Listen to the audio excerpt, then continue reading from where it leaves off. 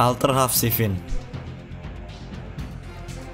Jalan raya yang terletak di tepi Samudra Atlantik ini dikenal dengan jalurnya yang berkelok-kelok dan sangat berbahaya.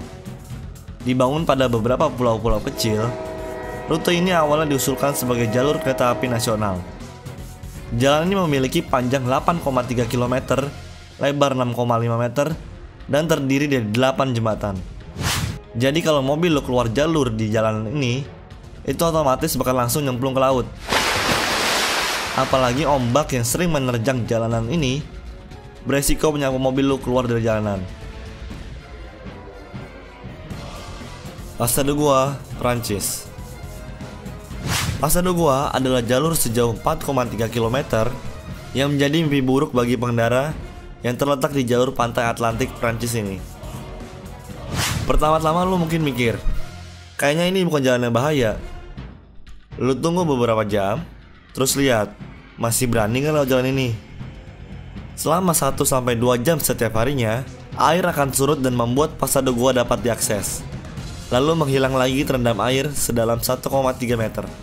Dan mobil yang telah nyebrang ke daratan bakalan hanyut ke bawah air laut tersebut. Bahkan jika lo tepat waktu, nyetir mobil atau motor di jalan ini bisa jadi tantangan tersendiri, di mana jalanannya basah dan juga banyak rumput laut yang membuat jalan ini jadi sangat licin. Luxor Al Hurghada, Mesir. Jalan penuh debu pasir ini menghubungkan kota lama Luxor di Mesir Selatan dan Hurghada. Kalau lewat jalur ini, lo bakal disuguhi pemandangan matahari tenggelam yang begitu indah. Tapi jika berjalan di jalur ini, lo diharuskan mematikan semua lampu dan ngebut seperti angin atau nyawa lo akan terancam. Bukan tanpa alasan berkendara di sini wajib matiin seluruh lampu meski di malam hari. Karena jika lampu mobil lo nyala, maka lo siap-siap jadi santapan empuk para bandit dan perampok. Dan untuk melihat kegelapan, lo pastinya perlu menggunakan kacamata khusus. Meski mencegah terjadinya perampokan, mematikan seluruh lampu mobil ini rupanya banyak mengakibatkan kecelakaan fatal. Air Highway Australia. Air Highway adalah jalan raya yang paling canggih yang pernah lo lihat. Dengan panjang 1675 km tanpa belokan, jadi lurus doang. Dan justru hal inilah yang membuatnya menjadi salah satu jalan paling berbahaya di dunia. Jalan raya yang menghubungkan Australia Barat dan Australia Selatan ini sering mengalami kecelakaan besar. Mereka rata-rata lengah menyetir karena diserang rasa kesepian, keterpencilan, dan kelelahan. Banyak pengendara yang bilang, jalanan itu terasa seperti di wilayah antah berantah karena sepi banget. Jojila Pass, India. Hebat banget, masih ada orang yang menyebut ini sebagai sebuah jalanan. Jojila adalah jalanan yang berada di pegunungan Himalaya Barat dengan ketinggian 3.528 meter dengan panjang 9 km. Jalanan ini begitu terjal dan banyak bebatuan. Selain itu, banyak pula kambing-kambing gunung yang ikut melintasi jalanan tersebut, sehingga kendaraan yang lewat pun harus perlahan-lahan dan benar-benar fokus. Bukan cuma itu, angin kencang dan hujan salju yang lebat membuat jalanan ini tidak dapat dilewati pada beberapa bulan. Pengendara disarankan menggunakan kendaraan roda 4, tapi lumpur bisa menjadi sangat lengket setelah hujan, dan bahkan mobil terbaik pun dapat terjebak. Bahkan di cuaca yang bagus saja, jalanan yang sempit ini merupakan jalanan yang sangat berbahaya. The Himalayan Road. The Himalayan Road dianggap sebagai jalanan tertinggi di dunia dengan ketinggian 3.528 meter. Pada dasarnya, jalur ini sangat sempit dan hanya muat untuk satu mobil saja. Bukan cuma itu, The Himalayan Road juga tidak beraspal dan licin ketika hujan. Jalan ini dimaksudkan sebagai jalan tembus antara India dengan Tibet, maka kamu akan sering melihat banyak bus turis melewati jalan ini. Seandainya tidak berhati-hati, maka setiap mobil yang melewati jalur ini bisa jatuh dan terguling ke jurang yang ada di bawahnya. Skipper Canyon Road, Selandia Baru.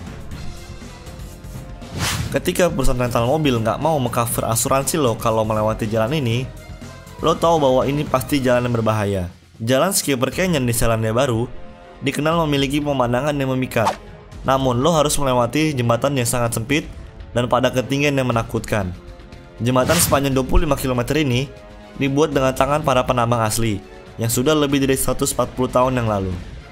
Selain sangat sempit, jembatan ini berada di tengah-tengah sebuah tebing terjal. Terkadang, jalan bisa menjadi sangat licin dan parahnya lagi, Jalanan ini berlaku dua arah. Jadi bisa lo bayangin betapa repotnya kalau tiba-tiba ada mobil melaju dari arah yang berlawanan.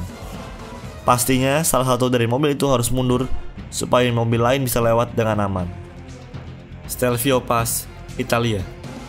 Ini adalah jalanan beraspal tertinggi yang berada di pegunungan Alpen Timur. Stelvio Pass mempunyai panjang 24 km dan 48 belokan, di mana tiap belokannya itu 180 derajat. Walaupun mungkin tidak terlalu beresiko dibandingkan dengan jalan mematikan lainnya, tapi tetap aja kalau lo lewat jalan ini, pasti menghela napas dalam-dalam. Soalnya, tikungannya tajam-tajam bener, setajam pisau dapur. Tercatat ada 48 tikungan tajam yang sangat-sangat berbahaya di jalan ini. Tentunya, skill berkendara lo haruslah mantap di atas rata-rata agar aman melewati jalan ini.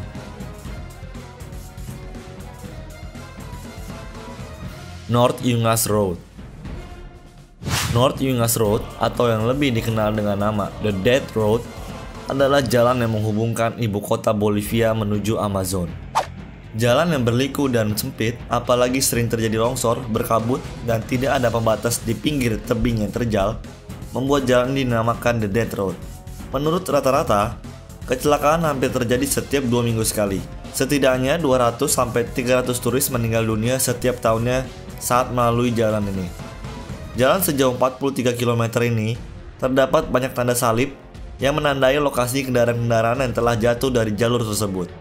Dan di tahun 1995, jalan ini dijuluki jalan paling berbahaya di dunia menurut Association for Safe International Road Travel. Jakarta, Indonesia.